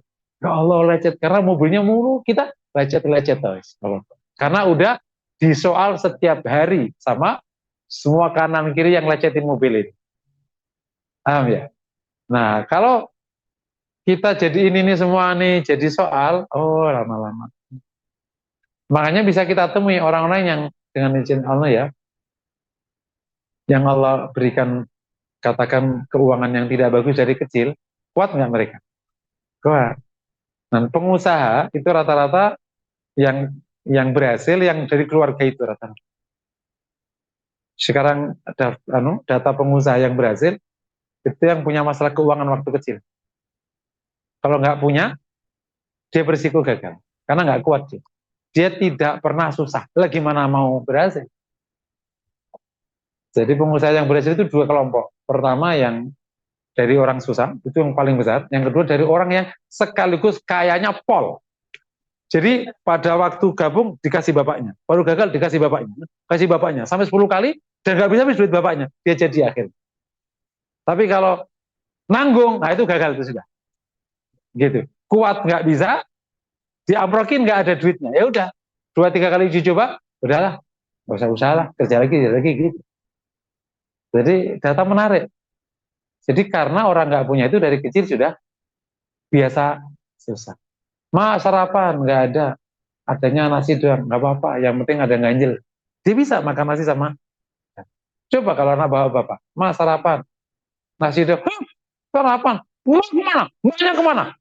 Banyak pulang, kamu pulang, mama sih galak sih, gitu. Lah, pagi-pagi jadi galak sama mama. Karena nggak pernah susah. Jadi itu mungkin beberapa tips agar menjadikan hidupmu menjadi soal. Itu tadi ya? Ada pertanyaan saja kan?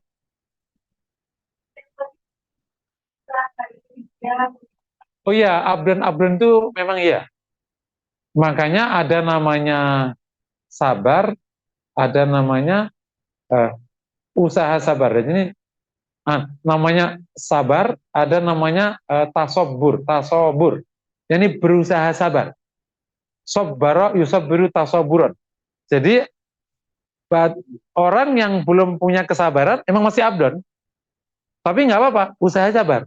Nanti sabar terus anjlok lagi, sabar lagi, lama-lama sabar beneran. Nah, kira-kira. Iya itu namanya di level pertama itu namanya sabar level pertama, abdon gitu. Ya manusia biasa. Tapi kalau insya Allah kalau ditekuni yang sabar nggak tadi, insya Allah lama-lama sabar. Lama-lama. Iya itu terjemahnya kan sabar yang indah. Sabar yang indah itu sebuah tindakan kesabaran yang apa tindakan praksisnya itu baik. Kan jadi ada orang sabar yang kesabarannya itu kayaknya nggak bagus kayak, nah itu kan nggak bagus. Tapi kalau sabar jahilnya tuh ya langsung aja indah gitu. Misalnya dilewati ujian. Jadi kalau mau diilustrasi itu kan ada bangunan jembatan itu lewati tapi nggak ambrol. Contohnya yang di ke arah Grogol tuh pasti kalau berhenti gitu. Yang ke arah Grogol. Tapi ada yang yes nggak kenapa-kenapa. Nah sebelum Jamila itu sabarnya tuh indah, nggak ada gerakan-gerakan. Jadi emang udah sangat sabar. Jadi ya kalau salah satu prakteknya ngeluh enggak, pucet juga enggak, diem juga enggak, senyum aja dan indah. Emang orang sabar yang seperti itu emang bagus. Misalnya ada orang misalnya ya dicaci maki sekampung, terus ya apa? Gimana kabarnya? Kabar? Ya nggak apa-apa, udah tenang wae. Itu kan indah kan? Nggak ada luka, nggak ada ketegangan, nggak ada nahan, nggak ada. Ya para nabi lah itu sabar. Makanya sabar Jamila itu kan kisah Nabi Ayub kan. Kisahnya Nabi Ayub. Nabi Ayub itu sakit gitu kan apa? Ngeluh nggak? Enggak. Cuman Allah ini masanya dzurru wa anta arhamur rahim. Kalau saya sakit ya Allah, Kau Maha Pengasih. Dan gitu. Minta sembuh aja enggak. Hanya Engkau Maha Pengasih. Udah gitu doang. Masya Allah. Enggak. Ya Allah, Engkau tahu yang menimpa saya. Engkau Rob kami. Keren banget ya. Oh, ya Allah dong, cepet dong ya Allah, nggak kuat nih aku. Ya namanya juga masih bocah ya. Kita itu kan masih bocah. Umur saya 60, mintanya sama bocah. Umurnya bocah tuh. Ya Allah apa sih mau nih? Ya Allah apa sih mau? Kan kadang gitu ya. Kita juga udah segini. Berdoa ya, jangan jadi orang tua yang ngerepotin. Supaya anakmu nggak kasihan. Kan nanti khawatir kalau engkau ngerepotin, anakmu jadi ukukul walidain. Durhaka sama orang tua. Kan kasihan, neraka. Ini jalan surga bagi anak. Dan ibu kita, bagi kita jalan surga bagi saling membantu. Yang orang tuanya memudahkan supaya anaknya bisa taat, dan anaknya juga memudahkan ke orang tuanya supaya orang tuanya gampang ridho. Mama maunya apa gitu? Oh ya ya ya, udah nggak apa-apa. Kan gampang ridho. Wong nyenengin gitu. Dek kamu mau nggak tinggal sama mama? Ya nggak apa-apa. Lalu rumahmu gimana? Gampang lah. Ntar masku aku rayu. Gitu. Nah supaya mamanya ridho kan. Mas, mamaku minta, kamu boleh. Emang kamu gimana? Nggak apa-apa. Nggak repot, nggak apa-apa. Nah kan jadi gampang ridho. Mamanya juga gitu. Mama makan ini, ya bagus, nggak apa-apa. Mama suka nggak? Ya suka. Kan enak ya. Semoga kita tidak jadi orang tua yang cerewet. Allah, amit-amit. Terus yang sulit, gitu. Kan ada orang tua sulit. Makan ini nggak bisa, makan ini nggak bisa, ini nggak bisa. Udah nggak punya duit, belagu lagi. Aku bener ada mbakku kalau nggak salah. Yang diuji orang tua kayak gitu. Saat ini gimana gitu. Kan harus kerja bapakku itu makannya harus yang panas. Jadi aku itu kalau siang harus pulang masakin. Ya Allah, terus gimana Mbak? Ya udah yang sabar. Doain bapaknya supaya baik kelakuannya. Jadi itu namanya saling menyulitkan. Nah, kalau kita diuji oleh Allah lagi yang sulit tadi, jadi sabari. Berarti ujian jalan surganya berarti mendaki namanya. Kan ada jalan surga yang gampang. Ma, ini ya dek, nggak apa-apa gitu. Ma, sorry ya, nggak bisa nemenin, nggak apa-apa. Kan ada yang gampangan gitu. Ma, sorry ya, masnya tadi belum ngasih duit, jadi belum bawain makanan nih. Aku makan mamanya, ya gampang makan. Gampang. Enak tuh ada. Oh, mulai pelit tuh dek kamu. Sejak kapan dia jadi pelit? Kalau sampai 3 kali, blacklist. Orang tua kok judes kayak gitu. Cocok ya saya jadi. Cocok ya. Nah, itu kalau diuji oleh orang tua yang kayak gitu, bagi anaknya ya sabar. Sabarnya gimana? Tetap merawat, tidak berkata buruk, dimaki-maki ya diam. Kan memang harus gitu, bukan melawan. Apa mah ngomong apa tadi? Ya jadinya brand sama orang tua. Nanti orang tuanya sakit hati, repot. Udah gitu. Aku nggak ada gunanya punya kamu, mendingan kakakmu. Kak, mohon maaf, mama nggak suka aku yang rawat nih. Maunya kakak. Ma, nggak ada yang merawat dia doang. Aku nggak suka. Aku pergi itu gimana nih? Nah, dibicarakan. Oh, jangan deh, ntar mama nggak keurus. Ya udah, kita ngerawat meskipun mamanya nggak suka. Ini jalan surga. Ini jalan surga mau diapain? Termasuk kalau punya suami yang naudzubillah, ya udah jalan surga. Ya. Kan kalau suami ganteng, tajir, duitnya kayak tisu, enak, dicabut keluar lagi. Bahkan kayak pancoran air lair, ngacur 24 jam. Terus orangnya sabar, makanya apa aja mau, nggak ngerepotin. Seneng taatnya kan? Itu mah jalan surga yang gampang. Ini enggak, udah pelit, nggak punya duit, repot, minta kopi 3 kali, kopinya harus kental, harus pas. Tapi suami, ditaati nggak? Ngomongnya, ditaati nggak? Eh, jadi ya itu ujian bagi wanita ini untuk taat pada yang naudzubillah ini. Gitu. Terus gimana? Ya, pasti barangnya besar sekali. Gitu. Makanya ada Asia yang tetap sama Firaun. Jadi laki-laki paling jahat itu belum ada yang selevel Firaun. Jadi kalau ketemu laki-laki kayak gitu ingatlah Firaun begitu kira-kira. Oh, Asia, Asia. Ya berarti aku nih Asia gitu. Terus ada laki-laki yang diuji sama wanita naudzubillah, contohnya Nabi Lot. Jadi kalau bapak ketemu astagfirullah, udah cerah, kelakuan kayak setan, pinter enggak, pelit. Insya Allah, tapi udah jadi istri. Tetap dirawat, dinasihatin, ya kalau malam dibangunin, meskipun nggak pernah bangun. Bu, ayo bangun. Ngapain sih lo bangun? Wah, ya udah deh, sholat dulu. Udah 10 tahun tuh nggak bangun-bangun. Pun aku doain nggak bangun. Nggak boleh gitu, jangan. Tetap dirawat. Makanya kenapa Nabi itu nggak mencerai? Supaya contoh, ada laki-laki baik, ketemu wanita buruk yang nggak bisa cerai. Kenapa? Karena bisa jadi ada anak, bisa jadi cinta meskipun buruk, kan nggak bisa dipisah kalau kayak gitu. Kok orang kayak itu dinikahin sih?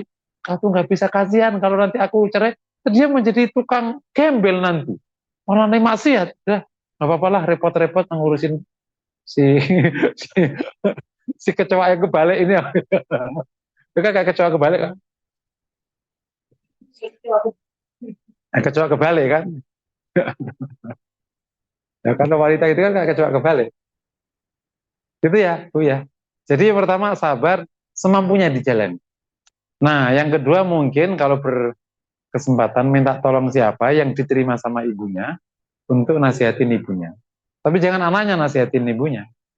Nasihat itu tidak pernah berhasil kalau nanjak. Istri nasihatin suami, nggak ada. Sudah nggak ada saudara sudah semua. Kan masih punya kiai. Cari kiainya dia. Datang saya udah pintar. Oh, sudah ya udah anggap aja ada jin dah, diurus aja udah semampunya, kasih makan terus pergi. Kasih makan, makan, makan, makan. Ya udah makan dari terus ngurusin. Ya diuji oleh Allah. Kayak Lot diuji oleh dengan istrinya kayak gitu. Memang saya ketemu case kayak gitu nggak sedikit lah. Iya. 49 Enggak, ya salah ini aja, salah si bapak ini ibu ini namanya itu nama salah didik. Jadi bukan berarti kalau orang tua pasti baik, enggak, makanya yang salah didik, keterusan. Dulu memang udah cerewet dari muda, nggak kedidik, suaminya nggak kedidik sampai tua, keterusan. Itu namanya orang tua salah didik. Tapi banyak, lebih kayak gitu banyak. Yang waktu muda mentelantarin, terus tiba-tiba datang, terus ngerepotin. Ya Allah gimana? Ya udah, ya itu jalan surga. Kemana datang ke anak, ada anak sejak lahir nggak diurus sama bapaknya, sepeser pun nggak diurus. Pernah punya kasus minta tolong ke bapaknya, diusir dari rumahnya. Sekarang bapaknya udah nggak punya apa-apa, anaknya nanya, aku harus ngurus nggak? Jawabannya, wajib ngurus. Ibuku nggak boleh, kamu ngumpet dari ibumu. Ibunya kan sakit hati kan, karena anaknya ditelantarin. Kamu ngumpet, jadi biar baik sama ibumu, baik sama bapak. Seneng kan dia, nggak ada urusannya. Hah? Ya kan kalau sama ibunya nanti ibunya marah sama dia. Jadi Pak, mohon maaf ya, kalau aku baik sama bapak, ibuku marah. Aku baiknya ngumpet ya. Gitu. Yang penting bapak tak kasih duit ya. Sip, ini bisa makan. Dan tobat sekarang. Gitu. Kalah, ya, bapak harus baik sekarang. Hah? Lah kan udah ngasih, berarti nggak nanja. Kan nanja, kecuali kamu nggak ngasih, nggak nanja. Nggak, itu mah gaya-gaya untuk merubah orang kan begitu. Wallahualam. Ya, itu jalan jalan terburuk di antara pilihan. Yang bagus kan, jadi gini, di hidup ini sering terjadi hal yang tidak ideal dan faktual. Di rumah tangga, di hubungan sosial, ke saudara, di rumah tangga, suami nggak kerja. Kan boleh minta cerai kan, karena dia nggak nafkahi. Tapi kalau cerai, aku suka, ya udah terimalah suami yang nggak bener ini, kan gitu toh. Namanya fakta salah yang wajib kau terima. Istri naudzubillah, naudzubillah, naudzubillah, kelakuannya kok setan. Kan bisa dicerai dong, berai. Tapi kalau dicerai ntar aku gimana dong? Ya udah terimalah istrimu yang kasetan itu. Namanya fakta salah yang wajib kau terima. Sebaiknya kan suami baik, istri baik. Sebaiknya kan ibu ini baik sama anaknya, tetap menghubungkan silaturahim dengan keluarganya, mengizinkan dia ketemu bapaknya, mengizinkan dia ketemu saudaranya, bahkan dikumpulkan. Ini ya saudara ayahmu, Abi sama Umi pisah, tapi ya nggak ada musuhan, memang bisa. Kamu mau ketemu kapan? Bapakmu 3 hari sekali? Boleh. Bapak mau, Mas, mau ketemu anaknya berapa sering atau aku bolak-balik? Sok, boleh, silakan aja. Itu yang ideal. Faktanya enggak. Begitu cerai, awas ya. Terus gimana? Ya cari solusi yang paling mungkin. Jadi yang ngumpet-ngumpet yang paling mungkin. Kalau ngomong malah nggak jadi. Bu, aku ke bapak. Pat, malah nggak jadi. Nah, jadi akhirnya menjalankan strategi yang penting amal solehnya kejalankan meskipun tidak ideal. Kayak tadi, jangan ngomong ke ibumu kalau kamu ngasih duit bapakmu. Gitu. Karena kalau ngomong malah nggak bisa ngasih. Jadi itu namanya ingin ideal malah nggak jadi ideal. Jadi meskipun nggak ideal tapi amal solehnya bisa terlaksana. Terus ditanya sama, kamu ngasih bapakmu? Ya, ya nggak perlu bohong. Ya, ya.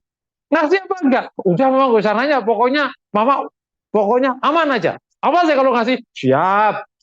Enggak bohong. Apa pinter-pinter kalau lah. Kalau bab kayak gini kayak belajar saya politisi itu loh. Muter-muter gitu. Supaya kita nggak bohong tapi bener gitu kira-kira. Kan nggak jawab enggak. Kamu ngasih duit sama bapak ya? Apa sih mak? Udah nggak usah. Mendingan mama ngurusin diri sendiri aja. Enggak jawab. Enggak mas, supaya mama ini fokus aja daripada nanti sakit sama bapak.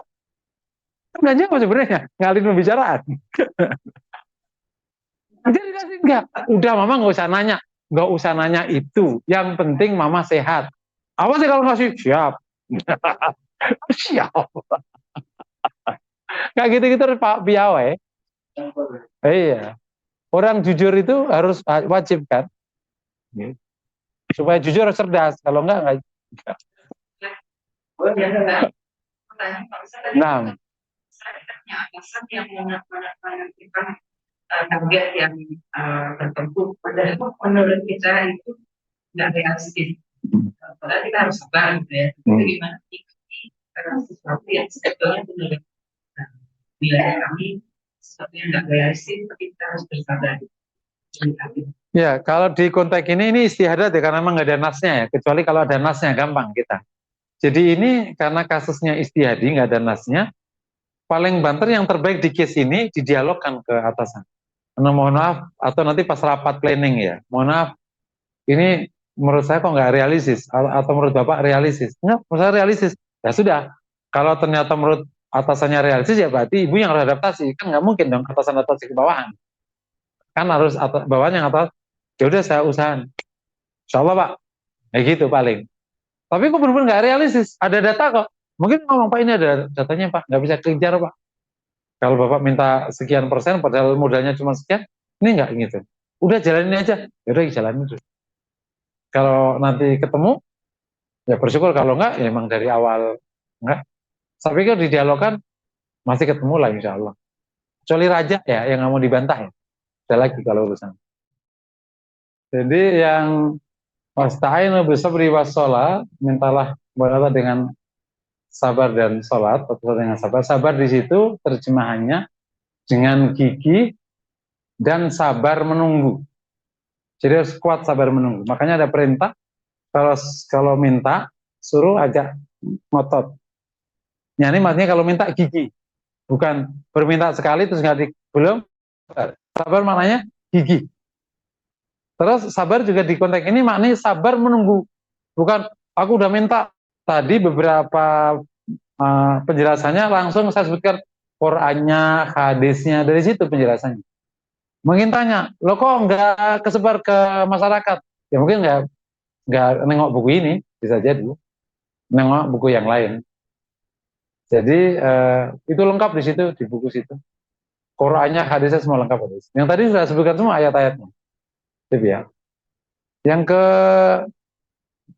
berikutnya, orang itu disuruh kerja keras supaya kaya. Itu Bapak yang ngomong, di Quran mah ada begitu. Tapi Quran kaitannya yang terkait misalnya orang dapat hasil dari apa yang dia kerjakan. An-Nisa, orang disuruh bertebar di muka bumi, itu Al-Jum'ah, dan banyak terkait dengan apa namanya kesungguhan. Alladzina jahadu fina lanahdiyannahum subulana, sungguh-sungguh. Tapi ya tidak spesifik urusan harta, pinter, posisi, itu mah hedon banget. Kaitannya lebih daripada urusan itu. Bahwa kaum muslimin baiknya memang punya tiga hal itu, ya itu wajib. Itu bagian dari keniscayaan muslim ya.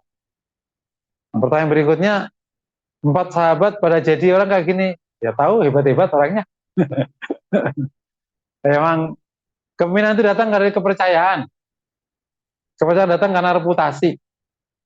Jadi mereka punya reputasi. Sehingga kalau mau sekarang ya bikin aja reputasi. Nanti lama-lama akan masuk ke area sana. Dan harus full resources ya per hari ini. Jadi kalau misalnya kerja kita 50 tahun dipakai untuk masuk ke area sini, ya itu cukup apa enggak? Kerja 40 tahun nih, dikumpulin jadi satu, dipakai masuk ke area situ. Cukup apa enggak? Ngerti kita. Itu saking besarnya yang dibutuhkan. Nah ini permainan sudah level besar ya. Kecuali ketua DKM, agak gampang. Berarti, tapi kalau sudah yang publik, nah itu sudah. Tapi muslim harus paham ini dan wajib masuk wilayah ini supaya nanti tinggal nunggu waktu dan harus kuat di wilayah sini, harus kuat, tidak boleh mundur, supaya negeri ini jatuh ke orang baik. Kira-kira kayak gitu. Orang muslim juga harus menyediakan mentalnya, ilmunya, hartanya, leadershipnya, karakternya harus kuat supaya sampai, supaya yang baik ini yang bisa menjalankan kebaikan. Gimana caranya? Ya pokoknya jadi orang bereputasi aja dulu. Nanti lama-lama nanti masuk. Asal kuat ya.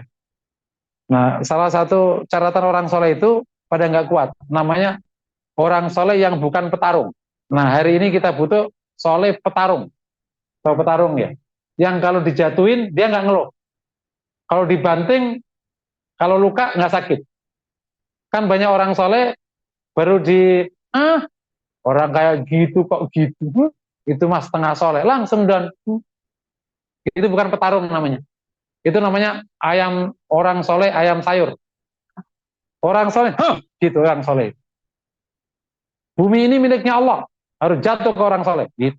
Nah, itu orang soleh itu. Gimana? Kita tarung. Kalau sekarang belum, ya udah antar nunggu waktu. Gitu. Nunggu kapan pokoknya. Pokoknya nanti aja. Itu kita butuh orang yang petarung-petarung kayak gitu. Dan memang nggak banyak. Tapi insya Allah kalau terus dilatih, saya kan punya kelas-kelas mahasiswa, didikan saya gitu, didikan saya. Kan punya Wisma Prestasi ya, yang di UI itu ya, tapi ini khusus anak kesehatan. Oh itu didikan saya begitu, didikan saya. Anak-anak bocah-bocah muda-muda, canggih-canggih itu pinter-pinter. Pokoknya nggak boleh nyerang, nggak boleh kalah, nggak boleh lemah, nggak boleh kalah cerdas. Gitu. Tidak boleh ngeluh. Mau gara-gara nggak punya duit, yuk nyari duit. Gitu, aku gitu kalau ngajar anak-anak.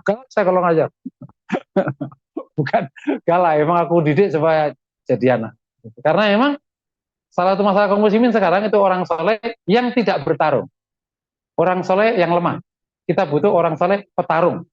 Kalau bicara kepemimpinan. Gitu Pak, kira-kira Pak. Jadi bukan sekedar, enggak, ini kerja global. Ini yang kita hadapi bukan lokal, global yang kita hadapi. Sekarang data centernya itu di luar Indonesia sekarang. Ini bayangin aja gimana cara. Pusing kita. Insya Allah. Insya Allah. Wallahu a'lam bishawab. Bapak Ibu, mari kita akhiri. Semoga Allah kabulkan doa kita. Al-Fatihah. A'udzubillahi minasyaitonir rajim. Alhamdulillahirabbil alamin. Bismillahirrahmanirrahim. Bismillahirrahmanirrahim. Alhamdulillahirabbil alamin. Alhamdulillah hamdal syakirin. Shalli wa sallim ala nabiyyina Muhammad wa ala alihi washabbihi ajma'in. Allahumma ighfir lana wa tub alaina innaka tawwabur rahim. Ighfir lana wa li walidina kama rabbawna shighara. Allahumma ati nufusana taqwaha wa zakkiha khairu man zakkaha. Allahumma ya hayy ya qayyum la ilaha illa anta ilaika nastaghits. Aslih lana syu'unana kullaha wa la takilna ila anfusina tarfata 'ain. Ya Fattahu ya Mannan, wa rahmati wa tahna wa karamika wa judik. Rabbana atina fid dunya hasanah wa fil akhirati wa qina adzaban nar. Sallallahu wasallam ala Muhammad wa ala alihi wa sahbihi wasallam. Alhamdulillahi rabbil alamin. Assalamualaikum warahmatullahi wabarakatuh.